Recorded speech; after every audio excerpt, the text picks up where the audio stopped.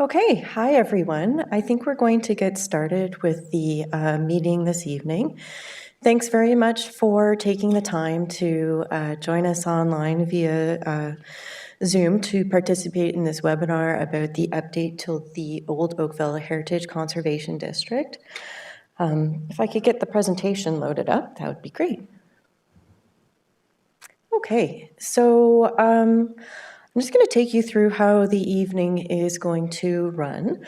Obviously, I think everybody who's joined us is familiar with Old Oakville and the existing Heritage Conservation District, but we're going to go through a little bit of background for the to make sure that everybody is on the same kind of baseline of information about heritage conservation districts in general. Then we're going to go through a little bit of the history of how the Old Oakville Heritage Conservation District came to be, not the actual history of the area itself. And then I'm going to talk about how the process will run, how to update heritage districts according to the Ontario Heritage Act. And then the two big steps that are part of this project, one is the Heritage District Study, the second is the Plan and Guidelines. And then we'll go through what the next steps will be, and the majority of our evening is actually dedicated for time for a question and answer period. And so we have, just to give you a little bit of information on how the webinar is going to run, we will be using the chat function for this evening.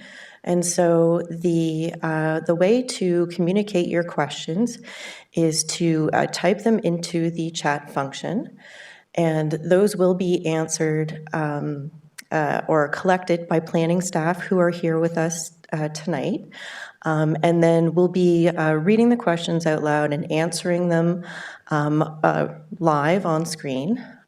For your information. If you don't, if you don't feel that your question has been answered properly, we'd ask you to try to maybe rephrase it and retype it. And then we'll look at the end of the meeting, providing you also with a bit of a summary on how to, on the comments and the feedback that are being put into the chat function as well. So it's not just questions we're looking for this evening, but also your comments and your feedback. And so while those won't be answered as questions, we will be doing a bit of a summary at the end of the meeting for you to hear back from what has been indicated as points of interest and concern and things for us to look at for the future. So, what are heritage conservation districts? So heritage districts are enabled under the legislation of the Ontario Heritage Act. Properties can be designated individually or as an entire neighbourhood, and so individual properties are generally known as Part 4, because that's the part of the Heritage Act that they're dealt with, or Part 5, and those are heritage districts. So Oakville has 4 heritage conservation districts. Old Oakville is our oldest heritage district. It was enacted in 1981 and approved by the Ontario Municipal Board in 1982. The 1st and 2nd Street Heritage District, which is just actually to the east of Old Oakville, was enacted, I believe, in 1989, followed by Trafalgar Road in 1993, and then downtown Oakville came later in, I believe it was 2012, 2013. And so I'd note that Part 4 properties can be included in heritage conservation districts now, but back before 2005, properties that were designated individually under the Ontario Heritage Act were actually exempt from the Heritage District. That legislation changed through a major update to the Heritage Act in 2005, and so now Part 4 properties are also included in heritage districts. So, why do we have heritage districts? Heritage districts protect the special character of neighbourhoods in other areas, and I'm sure you know this. Old Oakville is a very special place. And heritage districts generally have many property owners and multiple property addresses. And so the Ontario Heritage Act has required a built-in public engagement process. In Oakville, we actually like to exceed all of those requirements under the Ontario Heritage Act. And so you'll be hearing from us quite a bit throughout this process. Heritage districts are designed to conserve cultural heritage value and heritage attributes. And heritage attributes are generally the physical, not always, because view lines can also be included as a heritage attributes. These things are conserved through the production of guidelines that give us all an idea of how to manage change consistently for all property owners in that area. And so when we're looking at what cultural heritage value is, we look at the significance beyond built structures and buildings. So it certainly includes homes and structures, but we look at whole streetscapes. We look at the landscape and natural heritage. We look at other physical and spatial elements, such as roadways and transportation ways, and then, as I mentioned, important views and vistas. So when you're creating a heritage conservation district, there are requirements under the Ontario Heritage Act on how you do that process. The Act is very clear that, first of all, you need to have a heritage conservation district study. And that study will look at all properties within a specific defined area, and it will recommend a boundary for what that heritage district should be. And that's usually based on the most intensity of heritage resources within an area. The study also is required to review existing town policies, such as zoning and official plan and other town bylaws, and identify any issues of consistency. So once a heritage district study is complete, we can move on to the plan and guidelines. And that's the document I think a lot of you are familiar with if you live or work in Old Oakville. The Plan and Guidelines is a document that's based on best practices in heritage conservation as well as community input. Each plan and guidelines for each heritage conservation district is different. Oakville has 4 heritage conservation districts, and each one of those districts has a very different plan that guides and manages change. So when a plan and guidelines has been drafted, it needs to go to council to be approved by bylaw, but it can be appealed to the Ontario Land Tribunal by any one of those people who live in the Heritage Conservation District. As I mentioned, the Old Oakville Heritage District has been around for quite a while. The study, I believe, actually began back in 1979. All of that background work took some time to get through because it is a very lengthy process. Lots of material was collected. The plan and guidelines were drafted. They went to town council in 1981 for approval. But at that point in time, all heritage district plans had to go to the Ontario Municipal Board.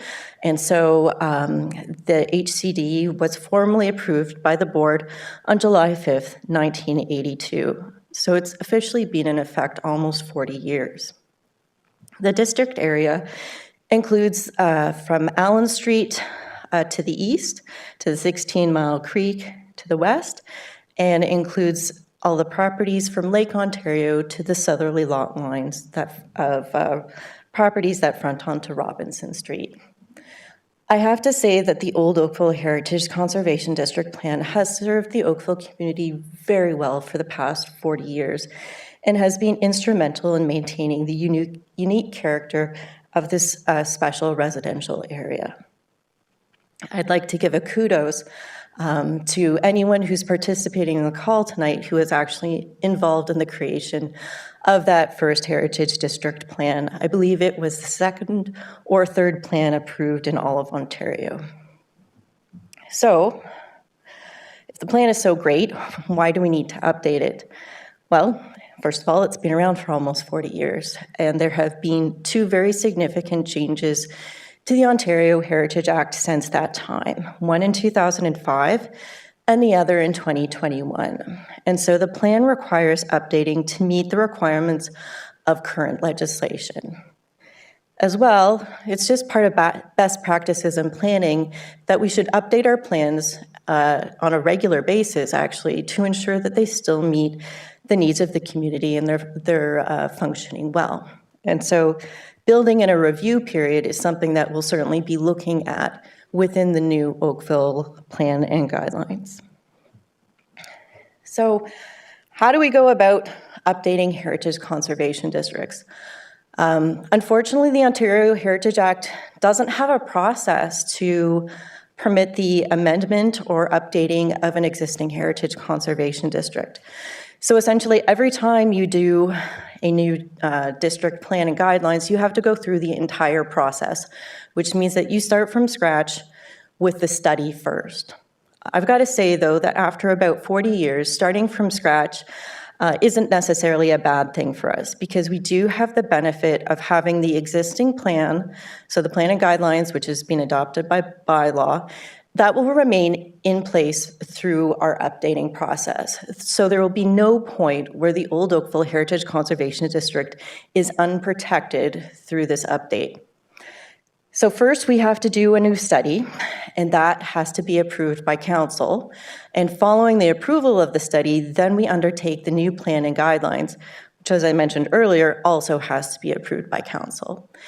I don't know if anybody on the webinar tonight has been involved in the previous process that we've done here, but the 1st and 2nd Street Heritage District was updated in 2016, 2017. This is generally the process that we had to follow then as well, with a full update of the study and then moving on to the creation of the new plan and guidelines. So what we just wanted to address is the question about would we put an interim control bylaw in place while we're doing an update of the Old Oakville Heritage Conservation District.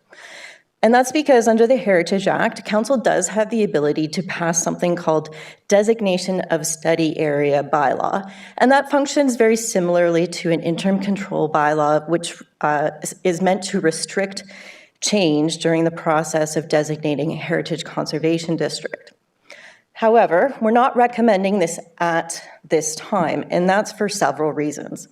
One is that the designation of a study area bylaw can also be appealed to the Ontario Land Tribunals, which is the modern day version of the Ontario Municipal Board, and that would create an unnecessary delay in actually moving the update process forward, diverting staff resources from the completion of the update towards the defense of a legal challenge.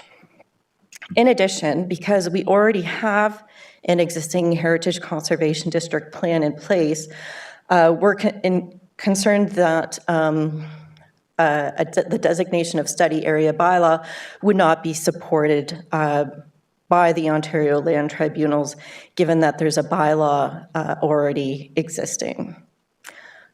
As well, we do have some concern that imposing any additional restrictive interim control measures during the update may not foster a collaborative process with the public. And that's very important to us because we do need as many community members as possible to participate in this process. And so we do actually believe right now that proposed development applications will continue to be appropriately addressed through the existing Heritage Conservation District Plan during the update process, and at the moment, no other measures are required. So the first step is to undertake a district study, as I've mentioned, and this is not something that that we just want to do. It is something that is required by the Ontario Heritage Act. The research for Old Oakville, as I mentioned, was undertaken in 1979, 1980-ish. And so we'll be going back to that original research to review it and include that information wherever we can, while adding new information too, especially maybe when it comes to fleshing out more history about the Indigenous peoples, of early Oakville and other historic information that wasn't included at the time. We'll also be looking at a new inventory of all of the individual properties in the area. We're actually hoping to undertake that inventory within the next, I would say, 2 to 6 weeks as the leaves drop and we are able to more clearly see through the tree cover to view lines and residences. And so if you see someone out on the street with a camera, you're more than welcome to pop out and say hi. It'll either be myself or my colleague, Elaine. We'll have our town identification. All of this will happen from the public realm, so we'll be on sidewalks, not on private property. But just to answer your questions, if you see someone out there with a camera, it's probably just us. After we've completed the inventory of those individual properties, we'll be undertaking a review of the overall heritage character of the area because there are new requirements in how we describe cultural heritage value from when the district was first introduced in the 1980s to the legislation that we're dealing with today. And then, as I mentioned earlier, we also need to review other existing town policies. For example, the town zoning bylaw, official plan policies, and where there are potential issues or conflicts, we'll need to identify them so that we can ensure that when we get to the plan and guidelines, everything in the end all works together seamlessly. So right now we're anticipating that the very first, very rough draft of the Heritage District Study will be done by staff later this year, and we'll be handing it off then to be reviewed by our consultants in early 2022. So during this study phase, I wanted to let you know what we're doing for public engagement. So hopefully, everybody who owns property who's part of this webinar received a letter that was sent out in September advising you of the kickoff, giving you information about this public meeting.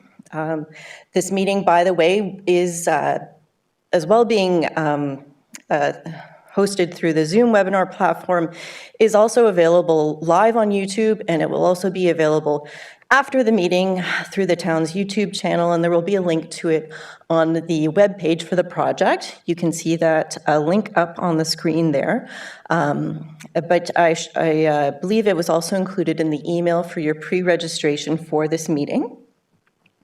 We've asked everybody who's interested to sign up by giving us your email address to receive district updates as they become available.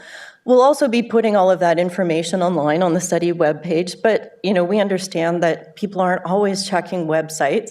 And so when there's new information that's available, we'll be sending out updates. Some will be shorter, some will be longer, but we're aiming to keep you in the loop about what's happening. So following this meeting, what we're really hoping to do is to, one, complete that inventory, but also from you, the public, we're asking you to provide us with any information that you have regarding the history of this area and the properties within it.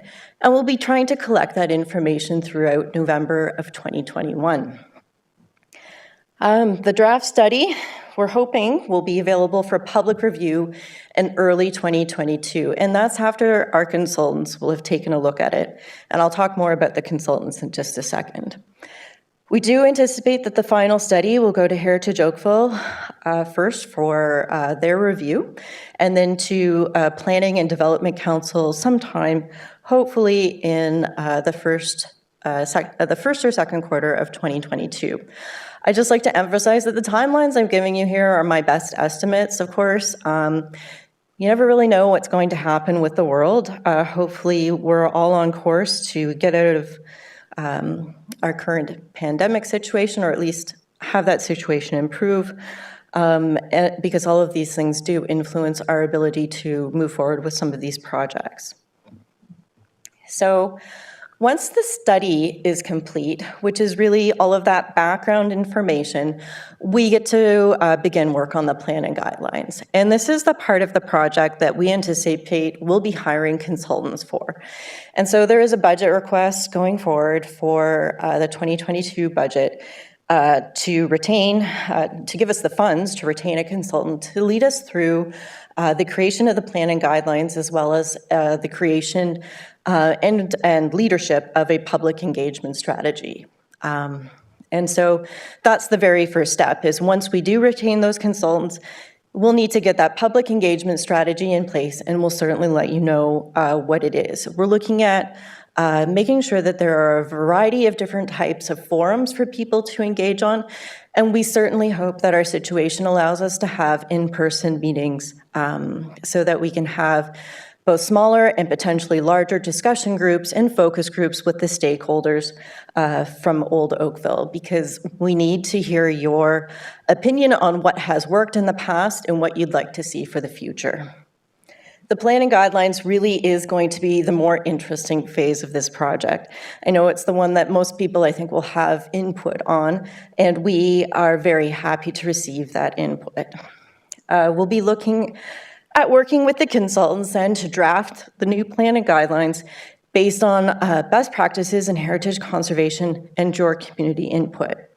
And then, as I say, the plan and guidelines will require council approval following a review by the Heritage Oakville Advisory Committee.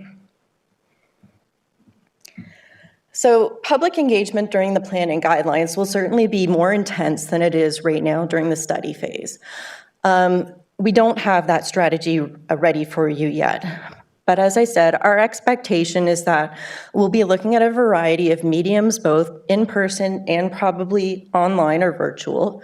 We'll be looking at what we found has worked well in the past is to have focus groups for different stakeholders representing people who have different interests in the area. So in the past, we've had a resident stakeholder group, or we've had a professional stakeholder group, and those are people who work in the area, not that they necessarily have offices in the area, but planners and architects, realtors, builders, those people who are actually dealing with the plan and guidelines on a day-to-day basis in their profession. As well, we've had focus groups for members of the heritage community in general, like our historical society. And we're open to having different stakeholder group focus sessions based on your feedback, really. We anticipate that there will be a number of formal public meetings as required by the Ontario Heritage Act.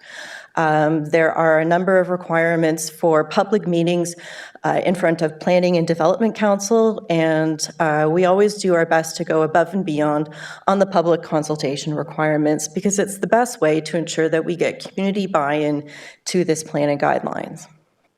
And as I said, we'll have those ongoing email updates to you as the process moves forward, as well as updates to the project website.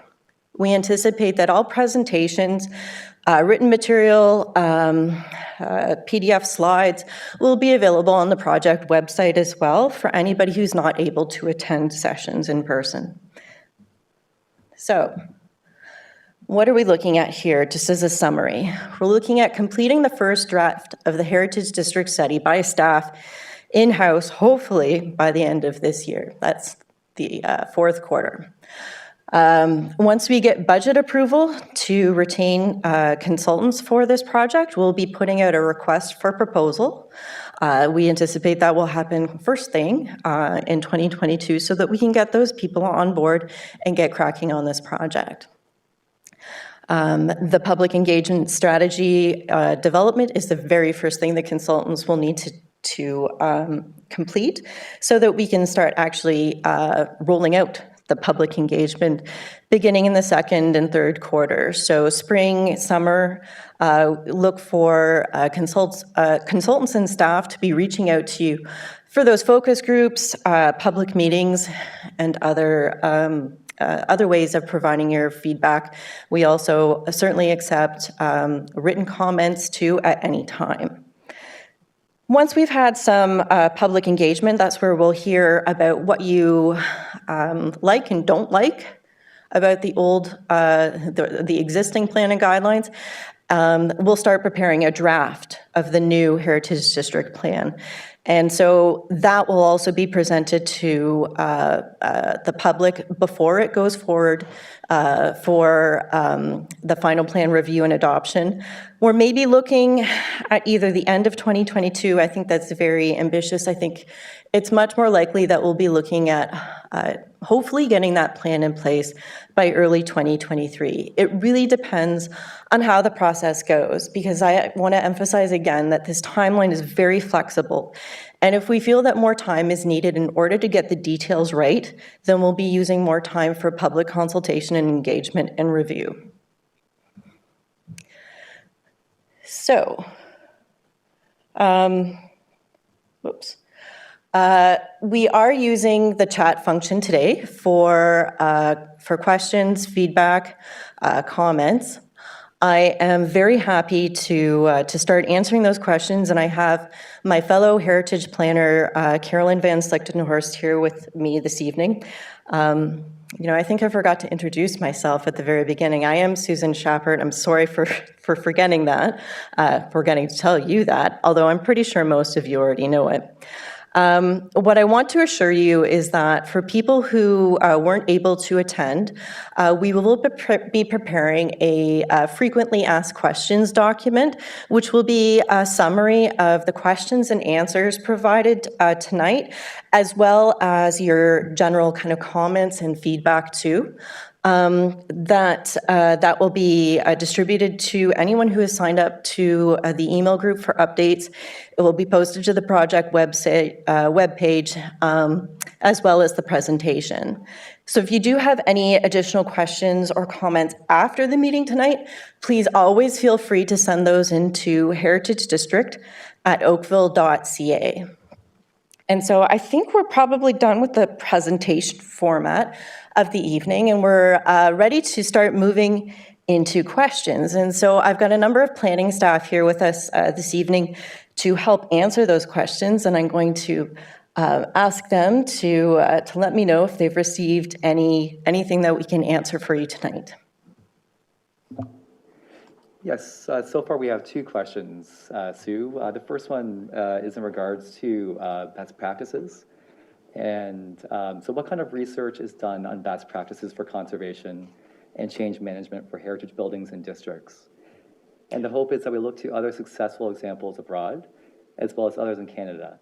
There have been some odd principles that have been applied inconsistently in the past in the Old Oakville HCD that can lead to absurd and very inconsistent results. Okay, that's a really interesting question about essentially where the best practice is coming from. So best practices in heritage conservation are available through both national and international sources, both through Ontario and Canada-wide. So both my colleagues here, Carolyn and I, are both members of the Canadian Association of Heritage Professionals, and we anticipate any consultants that we will be retaining will have membership in either that association or an equivalent, because it guarantees a baseline of understanding about heritage conservation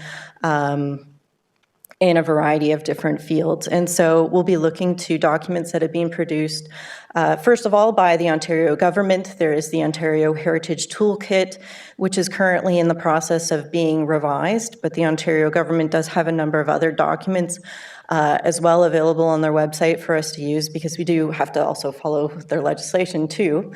The National Trust for Canada has a number of excellent resources that we'll be relying on, as well as our primary document would be the Standards and Guidelines for the Conservation of Historic Places in Canada, which is a document that has been adopted by Council as our best practices document. But we're always happy to learn of other examples of successful heritage districts or conservation projects that people in the community may have seen. So feel free to send us that information. We're very happy to take a look at it too. Is there another question? Yes, one more question. They've noticed errors in a past study that they would love to correct. Is there a preferred way to get this input to you? For errors in historic information, I guess it would depend on the extent of the errors or the nature of them. If you're looking at factual corrections, it's always really helpful to have that sent in either via paper or email so that we can see it in writing and we can see the source document as well if we're looking at ensuring that there are different references that we're comparing. So we're always happy to fact check our own work. For example, when I mentioned we'd be trying to improve our record of the Indigenous history of Oakville, we've actually been working quite well with First Nations in Southern Ontario, specifically, for example, the Mississauga of the Credit First Nation, who have given us their preferred language in order to record their history. And so that type of information has already been used in a number of documents that have, I would say, recently kind of impacted the Old Oakville area, such as the Oakville Harbour Cultural Heritage Landscape Project. But as I say, we're always happy to fact check, send us your information, hard copy via email. If you think that there's enough information that it warrants a meeting, we are happy to set something up over Zoom if necessary for now. And later in the process, we'll see what we can do about in-person meetings. Is there another question? So far, that's it for questions. Oh. I guess we'll give people a few more minutes to maybe write down some of their questions or comments. As I said, sometimes we certainly understand that I've thrown a lot of information at you tonight, and the presentation will be available for you to rewatch, as well as we'll be posting the slides online too, so that you can go back and take a look at them if you've forgotten anything that I've referenced. And then if you have additional questions, we're more than happy to receive your comments via email to that heritagedistrict@oakville.ca email. That's probably the best way to send that information in.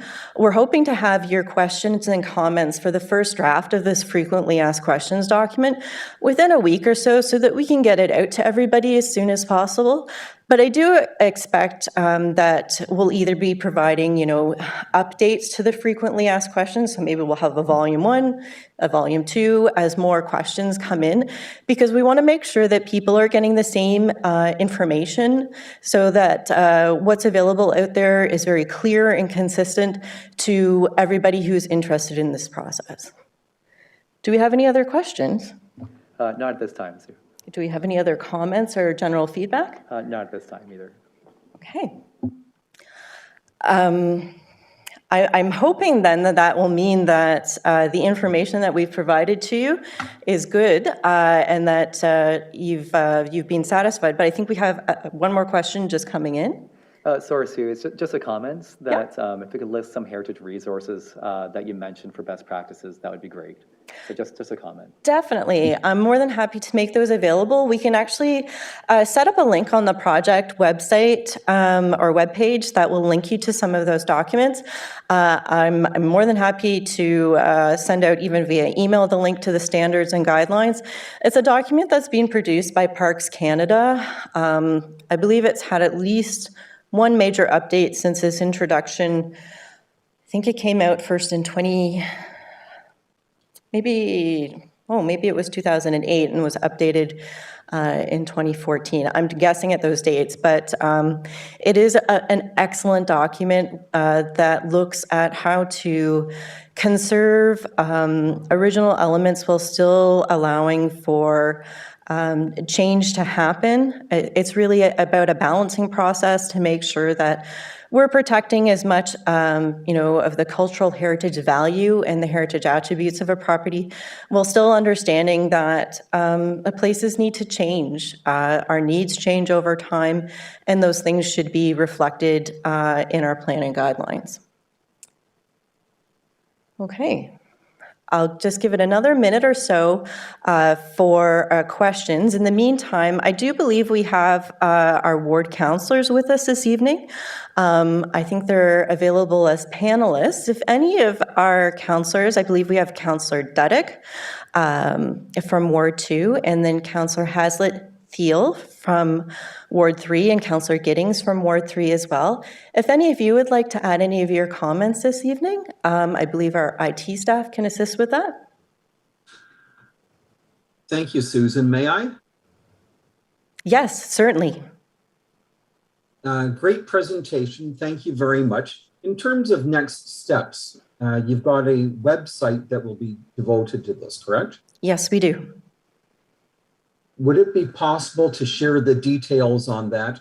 And could you give us any indication in terms of how often people should check back on that? Will it be a weekly thing or monthly or after public meetings? Will there be documents for people to look at there? How rich will it be? We're hoping to throw all of our information at you if possible. During the study phase, so, up until I think we begin the engagement on the plan and guidelines, I think things will probably be a little bit slower with the updates. We certainly do commit to sending out email blasts whenever we've included any kind of new and significant chunks of information that may direct you back to the project website so that you can access it. But we do anticipate on uploading, not just the YouTube links so that you can rewatch presentations like this, but also the presentation slides themselves. Any staff reports that go forward to Heritage Oakville and to Planning and Development Council will be made available online. When we get into focus groups and stakeholder sessions, we will be looking at taking notes and minutes for those meetings, and I expect that they will also eventually make it to the project website. So, for right now, I'd say maybe check back every 3 or 4 weeks, because progress on the study is a little bit more of a behind the scenes kind of work. And then when we get into the plan and guidelines, I think things will be coming at you fairly quickly. Fairly quickly according to a municipal timeline. So that would probably be once every, if we're having a series of focus group meetings, we could be uploading quite a bit within the span of a week, but we may not have anything else for a few more weeks. But the information will be available so that this is a transparent process. And I think it's also important so that everybody can also understand the perspective of other stakeholders in the area, because we do know that there will be different opinions on how to move forward with the creation of the plan and guidelines, and that's perfectly fine. We're just looking in the end at being able to strike a good balance between, what the community wants and these best practices in heritage conservation, and providing something that's very clear and consistent that everybody finds hopefully easy to use. Thank you very much. Thank you, Councillor Giddings. Councillor Hazlitt-Thiel or Councillor Duddick, would you like to add anything?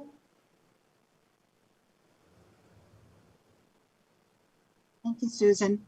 My comments are only, I really encourage everyone who's on the call to tap their neighbor on the shoulder and encourage them to check out the website and to be patient while some of the study work is done, but also really bring your constructive ideas around what you love, what you want to protect, what you propose are options. And I think you've heard tonight that the staff are very interested in your feedback. And so I encourage you to get everyone to participate. Thank you, Councillor. 100%. We want to hear from the community. We will be providing multiple opportunities for you to participate. I understand that the plan and guidelines probably is the more interesting part for property owners, especially because they're the things that impact you the most. And if you start having thoughts about what you like and don't like about the current plan and what you'd like to see in the future, please start jotting them down already. I mean, you can send that information into us. It's just unfortunately we won't be able to use it until next year, but we'll certainly make sure that it's collected and ready for when we are in that phase of the project. Do we have any other questions? Yes, we do. Just regarding the interim control bylaw, perhaps you can explain more that the planning tool is not appropriate as there is a district plan, and that often the interim control bylaw tool is typically used for a new HCD or HCD study. And yeah, just maybe a bit more information on the Sure. interim control bylaw. So interim control bylaws are tools generally implemented under the Planning Act, which are generally used to shut down or restrict any type of permit applications within a specified area. The Ontario Heritage District has a process similar to it. It's called the designation of study area.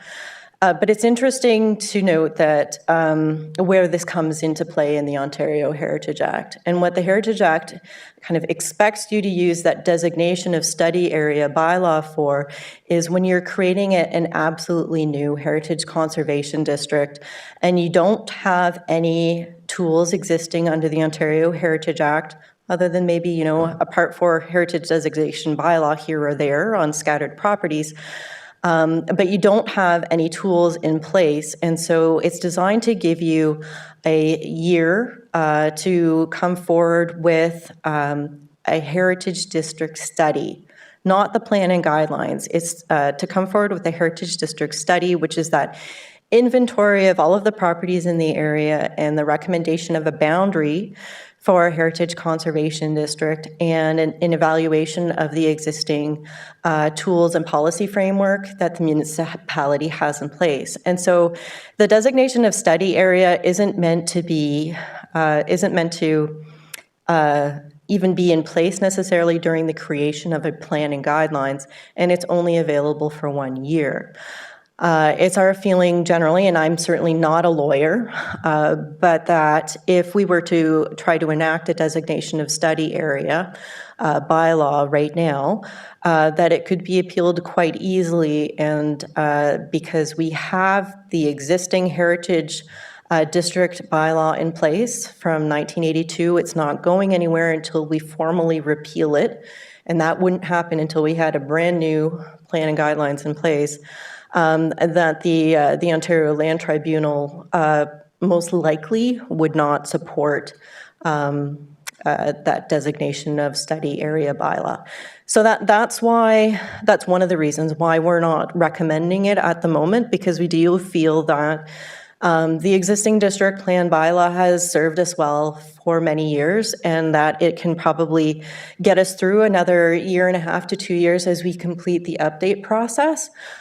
So that we can do that, you know, without having to shut down any type of permit development in the area, because that, you know, it would have fairly significant impacts on everybody who lives and works in the area. You know, we wouldn't be able to accept any type of heritage permit applications, generally, whether they would be major or minor. You know, it would certainly even impact town projects as well in the area too. So, because there's no exception for privately or publicly owned properties, it just applies to everyone. I think that hopefully that answers your question. If whoever asked the question feels that they'd like to get more information about it, you're certainly welcome to either rephrase right now or send an email into the Heritage District at oakville.ca email, and we can provide you with some additional information as well. Do we have any more questions? We did have a question that I might be able to answer better than you right now. It's a question about how many people registered for tonight's event. So we've got 18 people were on the line, and we had 9 people on YouTube. I don't know how many people registered in advance. But Sorry, so the question, just my colleague here has a mask on, just to make sure everybody has heard that, is about how many people are participating tonight. I believe it's 19 on the webinar, We had 18 people on 18 on the webinar, and 9 on YouTube. and 9 watching live on YouTube. I want to thank everybody who's taken the time tonight to participate, to watch the webinar either as a participant or on YouTube. It certainly shows your dedication to your community, and we greatly appreciate that. We appreciate your interest, and we hope that you'll be working with us as we move forward on this update. Are there any final questions? No, that looks like it's all for now. All right. Did the councillors have anything additional that they'd like to add just in closing before we wrap the meeting tonight? Thanks, Susan. Just that we're looking forward to the process. Thank you very much, Councillor Giddings. I can tell you that we certainly are as well, and we look forward to keeping everybody updated as we move forward with this process. So that will conclude our meeting this evening. Everybody's now free to go back to their regular Thursday night pursuits. And again, thank you so much for your time. We appreciate your participation, your viewing, and we would love to hear from you, so don't hesitate to reach out and contact us. Thanks very much, and have a good evening.